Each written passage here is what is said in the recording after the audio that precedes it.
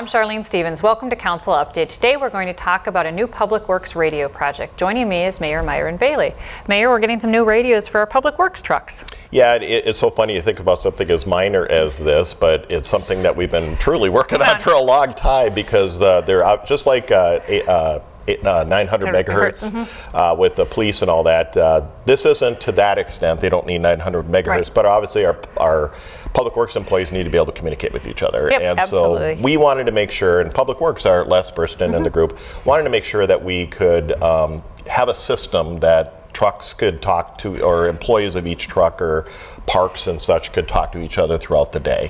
And believe it or not, in the system that we had, that wasn't necessarily the case. Correct, and it was 30 years old, actually, and it was a 30-year-old program. System. So they held on to that system for a very, very long time, and I guess it goes back to our fiscal responsibilities. Yes. But it was time to try something new, and so.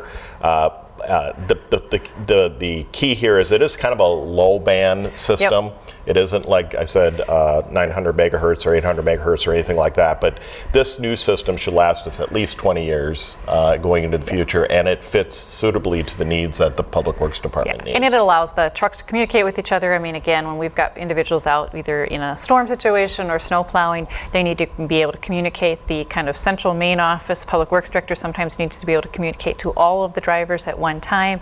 And people will say, well, why can't you do that with a cell phone? And well, the basic reason, of course, is it's not safe to be driving and texting or talking on your cell phone. And just like that isn't legal for you to do as an individual out in your vehicle, we certainly don't allow it as city policy as well. So the radios kind of serve that purpose of communication. Absolutely. And one other thing, it's not necessarily on the radios, I suppose that they would need to use it.